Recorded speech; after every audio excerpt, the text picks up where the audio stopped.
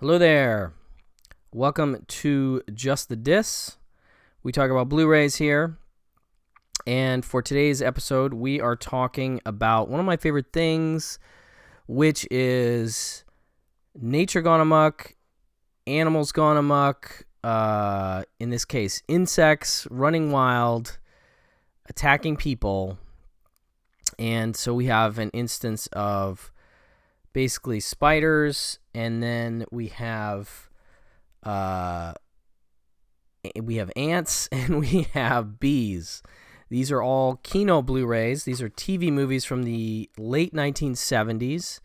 Another thing I'm a big fan of is TV movies in general. 70s TV movies in particular are one of my favorite things. So this is kind of fun, and Kino's been doing this for a while. They have put out quite a few TV movies of all different types over the last couple years, and they're doing mostly new 2K masters, which is the case for these Blu-rays. So I will start with Tarantulas, The Deadly Cargo. This is from 1977. This one, as you can see, is about tarantulas attacking people. It comes out, I want to say, in December, late December of 1977. I want to say it airs around December 28th of 1977, and it is a fun one, I think. It has a fun cast. The inciting incident is perpetrated by two freewheeling pilots, played wonderfully by Tom Atkins and Howard Hessman. Howard Hessman, of course, of WKRP in Cincinnati, and Tom Atkins of all kinds of cult stuff, including, of course, Night of the Creeps, The Fog, Halloween 3, so much stuff with John Carpenter and such. Anyway, so they are two freewheeling dudes who are going to bribe some officials to get a plane load of coffee beans out of Ecuador and fly them from South America to San Francisco, where the coffee beans that are not worth a lot in South America are worth a ton of money. And what they don't notice and or aren't that worried about is the fact that this particular batch of coffee beans is infested with tarantulas. And of course, as things are wont to do, they go wrong, and it ends up that they crash the plane in a small California town, and the spiders escape. And so this is, like I said, it's a little bit like Kingdom of the Spiders, in that, the town is left to deal with this onslaught of tarantulas, and it's kind of fun in that way. It stars Claude Akins, Deborah Winters, Burt Remsen, Pat Hingle, I think, is the doctor. I want to say Burt Remsen's the mayor of this town, but it is one of those that's really a fun watch, despite the fact that a lot of people are getting killed by tarantulas. You can see on the back here some victimization of tarantulas. I do, by the way, I want to point out, I love the new artwork that Kino is doing for all three of these releases. They really do a nice job of giving us something new and enticing to look at. I'm used to like the old cheap covers of the DVDs that came out for these movies, and they weren't particularly great. They're fairly generic. And so I feel like Kino's done a nice job of treating these films with some modicum of respect. And like I said, I think these are fun. I think you put these three films on a Sunday afternoon, put them on, and they're kind of a blast. And they just remind me of these fads that would go on in certain periods of not only cinema, movies in theaters, but also on television. And yeah, so Animals Attack was just a big deal at this time. We had all kinds of stuff. We had, Grizzly and Day of the Animals, and just there's a ton from this period. Jaws obviously being one of the biggest ones, but I think that probably spurred the interest in animals attacking people, as a possible thing that people dug. But anyway, I think this one's a lot of fun. It comes with an audio commentary from some folks that I know. The Made for TV Mayhem Show podcast host Amanda Reyes, Dan Budnick, and Nate Johnson. I'm friendly with Amanda and Dan. I've had Dan on one of my podcasts on Pure Cinema on a show about something weird movies. He's a wonderful gentleman. And they do a wonderful job. They talk about TV movies on their show, and they realized they had not talked about an Animal Attack movie before, or Nature Gone Amok or whatever. And they do a great job contextualizing things and talking about actors and giving lots of details. And it's a great track. They're a great choice for this one. So that is Tarantulas Deadly Cargo. Then we have Ants, also from 1977, known also as It Happened at Lakewood Manor. And this one, I want to say, aired a little earlier. I want to say like December 2nd, 1977, something like that. And it's about Lakewood Manor is like it's like a little resorty kind of like hotel on the coast. I can't remember if they specify the California coast or not. Expecting a weekend of luxurious self-indulgence, visitors at the ritzy Lakewood Manor soon discover their entree for the day for an army of malevolent ants with an appetite for human flesh. They're the entree in that sense. But so anyway, this hotel is on the beach. They're having some renovations done. The cast includes Robert Foxworth, Linda Day George, Bernie Casey is great in this, Barry Van Dyke, Karen Lamb, and Myrna Loy is really good in this as well as Brian Dennehy, and you can see on the cover here, Suzanne Summers is featured in an early role in this one. And it's through, I want to say it's through the construction work that's being done, which I think Robert Foxworth is heading up.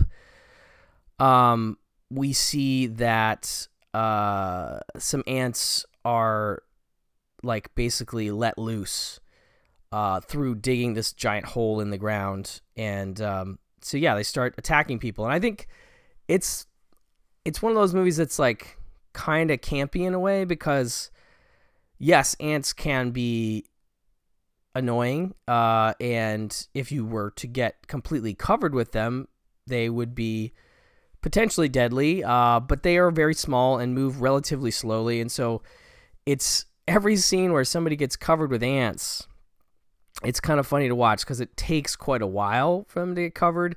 And it's one of those things where you're like, why didn't they notice sooner?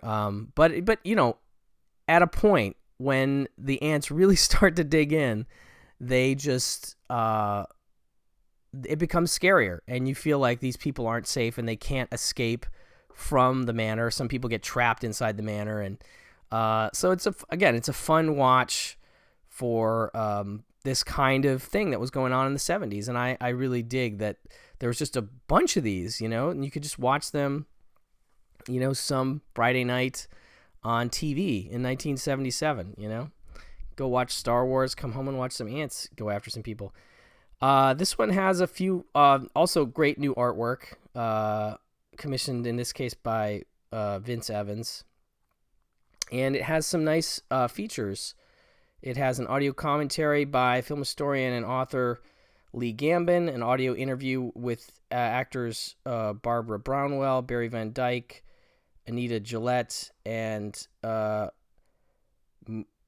Moosey Dreyer, audio interview with production assistant and daughter producer Alan Landsberg and Valerie Landsberg.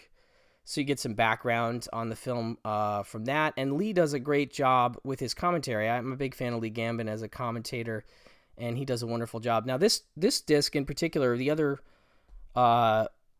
Tarantulas and the next one I'm going to talk about are 1:33:1 only. So you can only watch them in the square TV aspect ratio. This one includes both a 1:8:5 and a 1:33:1 version, which is kind of nice. So you can watch this widescreen on your TV if you like, or in the original TV ratio. I kind of like to watch these in the original TV ratio personally, just because it feels like more authentic or whatever. I don't know. But anyway, this one's fun, as is Tarantulas. And lastly, we have Terror Out of the Sky from 1978. All of these are brand new 2K masters, I should say, if I didn't mention that at the top. And they look very nice, I gotta say. Was very happy with how well presented these films are. And so this, again, is also a brand new 2K master. This one is about killer bees. It is actually a sequel to another television movie from, I believe, 1976 called The Savage Bees, which, now this film features Dan Haggerty and Efrem Zimbalist Jr. and Tova Feldsha, Lonnie Chapman, Ike Eisenman, Charles Hallahan from The Thing, Steve Franken, a good cast. But so what's interesting is that it is a sequel, but you don't have to have seen The Savage Bees to watch this film. However, it opens with Tova Feldsha having a nightmare flashback to the end of The Savage Bees, where she's driving, ostensibly it's supposed to be her driving this Volkswagen Beetle covered with bees into a football stadium like the Astrodome or something that's enclosed, where they can turn on the air conditioning and freeze the bees, I guess. I don't know. That was the ending of that movie. I don't know if that's a realistic solution or not. But anyway, so you see her having this nightmare. They kind of explain it in the movie. Oh, those bees were killed, blah, blah, blah. So it stands alone by itself, but it doesn't hurt to watch The Savage Bees, which I think is on YouTube if you want to check that out. So Tova Feldsha plays Jeannie, who is the character played by a different actress in The Savage Bees. Anyway, it opens with this nightmare. She works for the Bee Institute or something, ostensibly in New Orleans, Louisiana, but this is obviously shot all in California, in and around LA and some northern parts of California, I think. But it's silly fun. The idea is that she's sort of dating Dan Haggerty. He's about to take her on a vacation, which they've been putting off because her bee work keeps getting in the way. And Efrem Zimbalist Jr. is her boss at the Bee Institute, her ex-professor who kind of has a crush on her but is old and weird. And he finds out that there's somehow a killer queen has gotten into one of the bee houses and is killing off those bees, and it's causing killer bees to attack again, basically. And so she has to call off her vacation with Dan Haggerty. He's very upset. And then we just sort of see the development of this killer bee, phenomenon again. And it's kind of silly. It's got some silly set pieces, including one at the end with Efrem Zimbalist Jr. getting flown in a helicopter to save some kids and then getting dropped into an underground bunker. And it's interesting. But again, I think these are very fun, and they just remind me of a different time, a different kind of filmmaking that was being done in the 70s. And there's something really nostalgic about it for me, because I grew up, I was very young in this period, but, this is the kind of thing I could have seen on TV at the time. And I just sort of long for the simpler times of these TV movies. They're just fun in that way. But anyway, the cast is fun, and you get to see some people covered with bees, which is bizarre to me. Always crazy to see that actors, some of the real actors in the movie allow themselves to get covered with bees. I think they remove the stingers or they say something. I don't know how they do it exactly, but it's kind of crazy to watch. But so B movies are fun in that way for me. This also has new artwork by Vince Evans, and has a really fun commentary track with David Del Valle and David Dakota.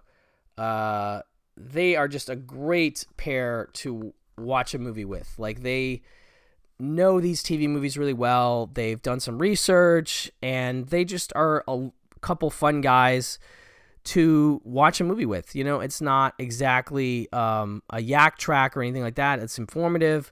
And David Dakota actually has experience making B movies. Like, literally, he made a B movie about bees. That's different because obviously it's CG, but like, you know, he has some insights there. But they just have a lot to say about all the different actors and the trends of the filmmaking that was happening at the time, and I really just enjoyed the track a lot. So that is a wonderful track from them, as you can see. And so you've got your ant and bug attack, insects attack movies from Kino Lorber, all new 2K masters. Good stuff. I recommend all these. I think they are a lot of fun. So that is it for this video. Thank you so much for watching. Thank you for listening, and I'll talk to you soon. Bye-bye.